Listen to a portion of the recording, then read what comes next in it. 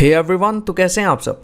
जैसा कि आप सब जानते हैं कि अगर इंडिया में आज भी कोई ऐसी फीमेल प्रेग्नेंट हो जाती है जो कि अनमैरिड है तो इस चीज़ को एक तरह का टैबू कंसिडर किया जाता है।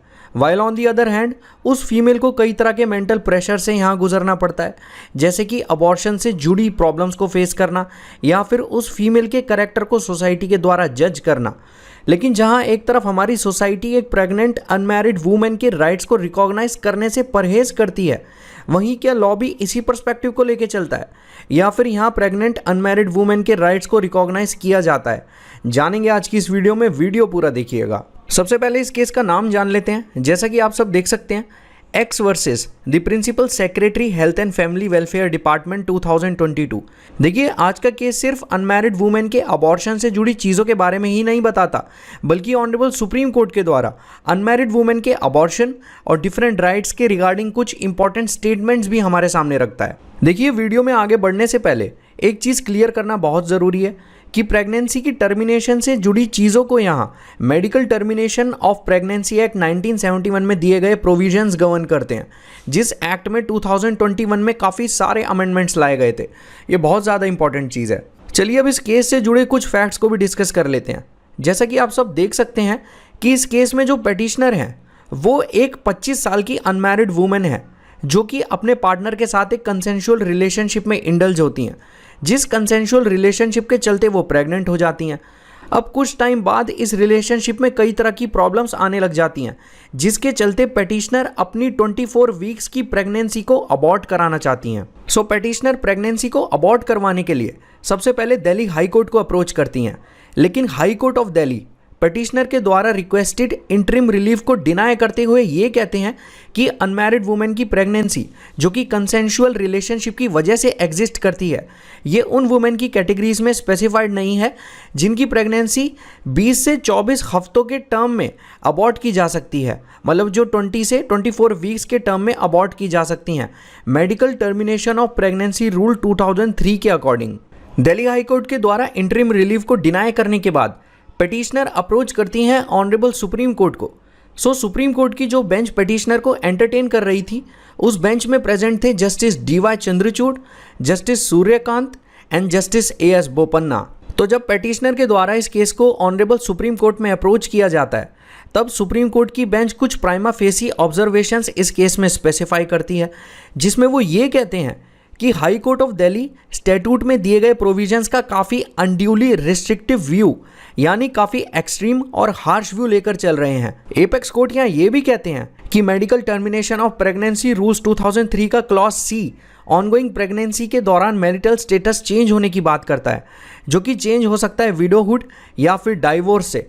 और जो चेंज ऑफ मैरिटल स्टेटस के एक्सप्रेशन का यहाँ यूज़ हुआ है, उस एक्सप्रेशन को पर्पोसिवली यानी इस केस के पर्पस को फुलफिल करने के लिए इंटरप्रेट किया जाना चाहिए, ना कि उस एक्सप्रेशन को रेस्ट्रिक्टिवली इंटरप्रेट किया जाना चाहिए।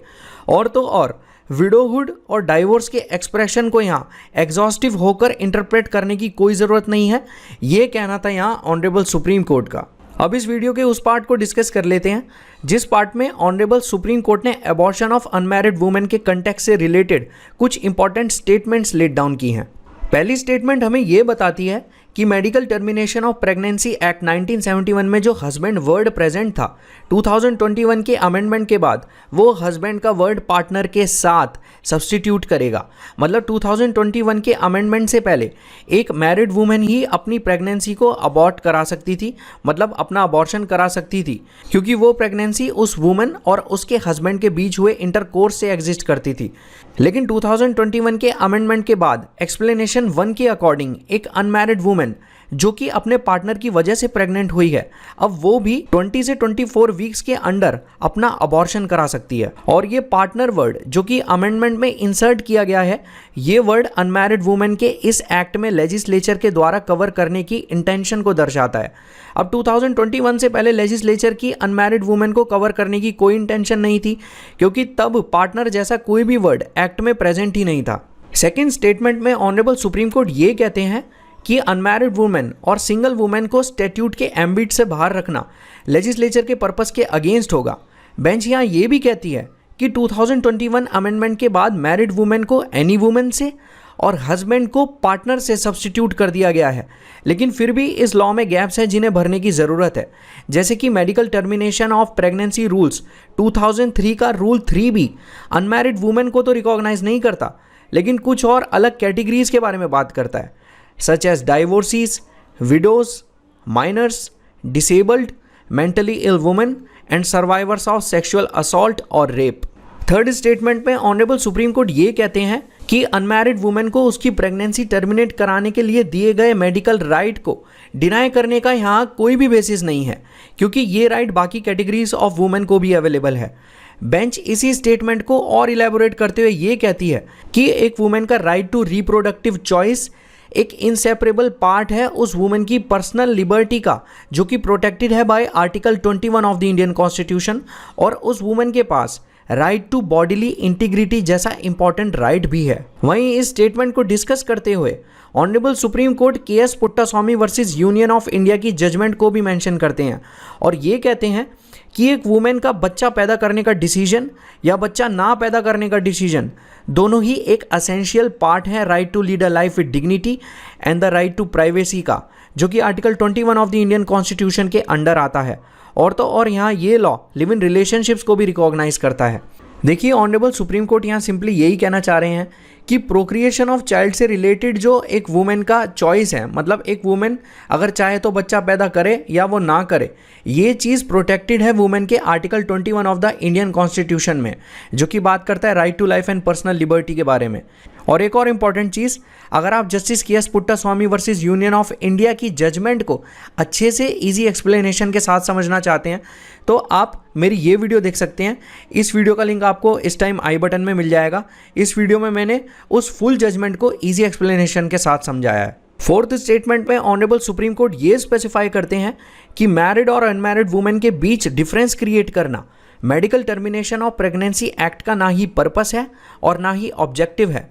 बेंच ये भी कहती है कि हम इस नतीजे पर पहुंचे हैं कि अगर पेटिशनर ये अनवांटेड प्रेगनेंसी सफ़र करेगी तो ये लॉ के अगेंस्ट होगा, इसलिए हम पेटिशनर को उनकी प्रेगनेंसी टर्मिनेट करने के लिए अलाउ करते हैं, क्योंकि ये चीज़ स्टैट्यूट के एम्बिट में फॉल करती है। और पेटिशनर के अबॉर्शन को सिर्फ इसलिए मना नहीं किया जाना चाहिए कि वो एक अनमैरिड वुमेन है। ये बहुत ज़्यादा इंपॉर्टेंट चीज़ है। Finally honourable supreme court closing statement देते हुए ये कहते हैं कि एक वुमेन का right to safe abortion deny करना उस वुमेन की पर्सनल ऑटोनॉमी और फ्रीडम को वायलेट करेगा। इसलिए पेटिशनर की प्रेगनेंसी जो कि 24 वीक्स की है, उस प्रेगनेंसी का अबॉर्शन किया जाएगा। अब इसी कंटेक्स्ट में ऑनरेबल सुप्रीम कोर्ट पेटिशनर के फेवर में एक इंटरिम ऑर्डर भी पास कर देते हैं 25 ईयर ओल्ड पेटिशनर को रिलीफ ग्रांट करने के लिए। और तो और honourable supreme court union government को इस कंटेक्स्ट के रिगार्डिंग नोटिस भी इशू करने को कहते हैं, जिससे यूनियन गवर्नमेंट द्वारा लेजिस्लेटिव इंटरप्रिटेशन के इशू को यहाँ कंसीडर किया जा सके।